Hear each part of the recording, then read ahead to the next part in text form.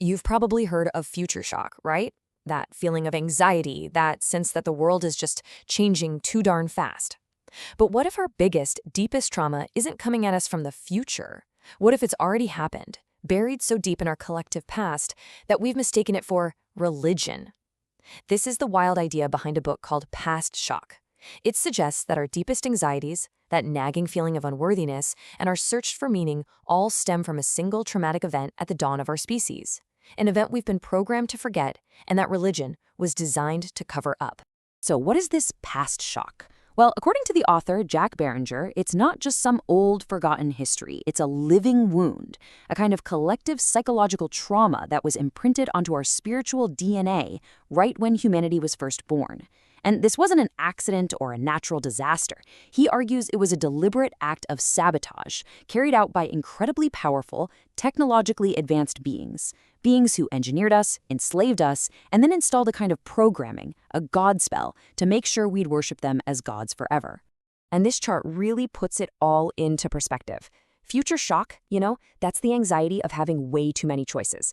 Past shock is its dark twin, the trauma of having no choice at all. One is about being stressed out by progress and what's coming next. The other is about the deep, soul-crushing weight of a past where we were systematically conditioned and controlled. It's the difference between being overwhelmed by freedom and being utterly broken by servitude. And all of this leads to a question that honestly just detonates the foundation of everything many of us were taught.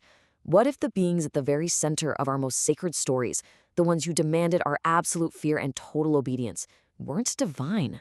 What if they were nothing more than cosmic imposters, pretender gods who just use their advanced technology to exploit a brand new human race for their own selfish reasons? I mean, that one question changes everything. That question is really the launchpad for the book's main idea, which is called the pretender god thesis. It's a radical reframing of why we're all here. And let me tell you, the answer it comes up with is a lot darker and a lot more practical than what you'd find in any holy book. Our origin story, it turns out, might not be one of love, but of labor. So here it is, the core of the whole theory. It draws heavily on ancient Sumerian texts, and it goes like this. Humanity was not created as an act of divine love. We were engineered. We were designed to be a biological workforce, basically a custom-built slave race created to solve a labor shortage for our cosmic overlords. Our job wasn't to be stewards of the earth or to seek enlightenment. Nope.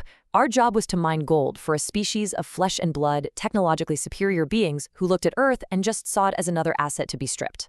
And Barranger argues that the proof for this isn't some New Age idea. He says it's carved into the oldest texts we've ever found, texts that are thousands of years older than the Bible. He points to Sumerian clay tablets, like the epic called the Atrahasis. And these tablets, they tell a pretty clear story. A group of lesser gods were forced to do all this backbreaking work in the gold mines. Well, after a few centuries, they got sick of it and rebelled.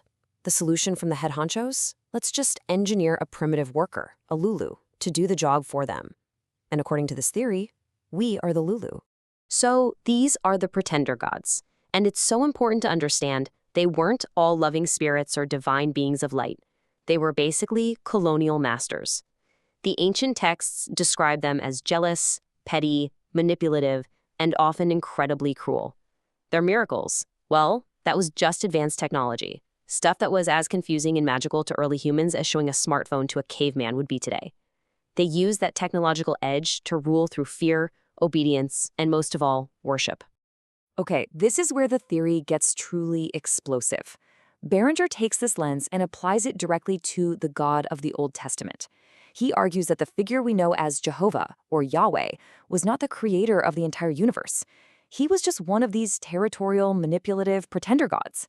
And he says, look, if you just strip away all the religious interpretation for a minute and just read the text as it's written, you don't find a loving universal father. You find a pompous warlord, a tribal deity who uses fear, genocide, and threats to control his chosen people, who, in this light, start to look a lot more like his chosen property. So, if this whole thesis is even remotely on the right track, it means that some of the most famous stories ever told need a complete and total rewrite. Barranger says that stories like the Garden of Eden and the Tower of Babel, they aren't fables about sin, they're actually distorted historical records of humanity's very first slave rebellions. Let's start with the Garden of Eden. The story we all know frames Adam and Eve as these naive sinners who messed everything up for the rest of us. But in this re-examination, they weren't sinners at all. They were heroes. They were like a human version of Prometheus, the Greek titan who stole fire from the gods to give to mankind. Adam and Eve were reaching for knowledge, the one thing their masters told them they couldn't have. Why? Because an ignorant, obedient workforce is a whole lot easier to control. The logic here is just it's sitting right there in the text. In the story from Genesis, who is actually telling the truth? The being called God says if you eat from that tree, you will surely die. The serpent comes along and says, no, you won't die. In fact, your eyes will be opened and you'll become like the gods. So what happens?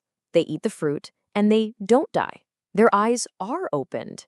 So if you just read it literally, the serpent was the one telling the truth, and the so-called God was the one lying to maintain control. This completely flips the script. Original sin becomes an act of original courage. It was our species declaring its intellectual independence. And the punishment that came after, it wasn't divine justice. Barranger calls it, and this is a shocking term, a spiritual rape. A brutal act of revenge designed to load the human soul with a crippling inherited sense of guilt. It was like a software patch designed to make sure we would always see ourselves as broken, flawed, and unworthy. Okay, now let's tackle that second great story of rebellion, the Tower of Babel. We all know the Sunday school version, right? Humanity gets all arrogant, tries to build a huge tower up to heaven, and God gets angry and scrambles their languages to teach them a lesson.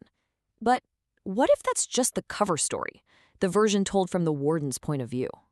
So looking at the original Hebrew, the argument is that the key word isn't tower, it's the word Shem, which didn't just mean a tall building. It could mean a sky vehicle or even a rocket. The idea is that they weren't building a skyscraper, they were building a spaceport. This was humanity's great escape, a coordinated technological attempt to break out of prison using knowledge they had managed to acquire. And the gods freaked out. Their reason is right there in Genesis. Now nothing will be restrained from them, which they have imagined to do. That doesn't sound like divine justice. That sounds like a panicked prison warden trying to stop the inmates from getting off the planet. Now, these events, if they happened, weren't just footnotes in history. Barranger argues they left a permanent scar on the human psyche. The pretender gods might be long gone, but he says they installed a kind of spiritual malware before they left, a conditioning program designed to keep us obedient forever. He calls it the slave chip mentality. This master program is called the God spell. You can think of it like a spell that was cast over our entire species. It's basically a planet-wide case of Stockholm Syndrome, where the hostages, that's us, have actually come to identify with and even love our captors. It's a system that makes sure that even when they're gone, we continue enforcing our own slavery, building entire civilizations around the rules our abusers left for us. So how does this slave chip actually show up today, in the 21st century? Well, it's that deep-seated need to have an external authority figure, a god in the sky, telling us what to do, how to live. It's that little voice of unworthiness, whispering that we're all inherently sinful, a wretch like me who needs to be saved by some outside force. It's the terrifying ease with which we go to war for God. It's the focus on a reward in the afterlife, which makes suffering in this life okay. And maybe the most clever part? It's the way religions often condemn looking inward for answers, because the one thing a jailer is afraid of is a prisoner realizing they've had the key to their own cell the whole time. And all of this builds up to what is probably the most controversial claim in the entire book. In this view, organized religion was never a bridge to God. It was the final, genius control system put in place by the pretender gods right before they left. Its whole purpose was to create a permanent barrier, a priesthood, a set of strict rules, a holy book, that would act as a middleman, making sure that we would keep worshiping the memory of our captors, and never, ever discover the true universal creative force that lies inside every single one of us. Okay, let's just pause for a second. This is a mind-bending, reality-shattering idea. It rewrites everything we think we know about our own purpose. But is it just a fantastic story, or is there actually any credible evidence to back it up? Let's take a step back and really try to analyze these claims with a critical eye, comparing the past shock view with what mainstream scholars say. All right, let's put these ideas head to head. On one side, you have the past shock theory. On the other, the mainstream view.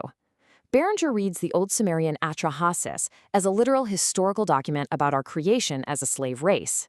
Mainstream academics see it as a powerful creation myth, a metaphor about the human condition. Barranger points to the missing link in our evolution, that sudden, unexplained explosion of intelligence that gave us Homo sapiens, and says, That's evidence of genetic engineering. Mainstream science calls it an anomaly in the fossil record, just a part of a natural process we don't fully understand yet. So it really all comes down to a fundamental question. When you read these ancient stories, are you reading history or are you reading a metaphor? So, look, whether you see this whole thing as literal history or maybe it's just a really powerful metaphor for psychological control, the question still stands. What do you do with this information? The final part of the book is all about empowerment. It asks, okay, if we are living under this ancient God spell, how in the world do we break free? And this is a really important point to get. This is not an argument for atheism, not at all. It's an argument for reclaiming spirituality. The goal isn't to kill God. It's to rescue the idea of the divine from the cage that religion has built around it. It's about moving on from this needy, childlike relationship with some external, judgmental parent in the sky, and instead growing into a direct, mature connection with the creative intelligence of the universe itself, the true God that's beyond all the names and all the rules. So what does that path to freedom actually look like? Well, Barranger breaks it down into 4 basic steps. First, question everything. Read the holy books, sure, but read them like a detective investigating a crime scene, not like a believer who has to accept everything. Ask yourself, does this sound like a loving creator or a controlling boss? Second, recognize the programming in yourself. Start to notice those feelings of unworthiness, that fear, that automatic obedience. Just see the code running. Third, make a conscious choice to reject that external authority. Decide to stop outsourcing your spiritual life and to become your own guide. And finally, step 4, turn inward. Whether it's through meditation or being in nature or through art, find whatever it is that reconnects you to that universal intelligence that's been inside of you this whole time. And that leaves us with one final huge question. The question that's really at the heart of this whole idea of past shock. If you could uninstall all of it, the cultural conditioning, the religious rules, this alleged ancient slave programming, what would be left? Who would you be? What would your connection to this incredible, mysterious universe finally look like if it was 100% yours? That's the real journey, isn't it? And maybe it starts right now.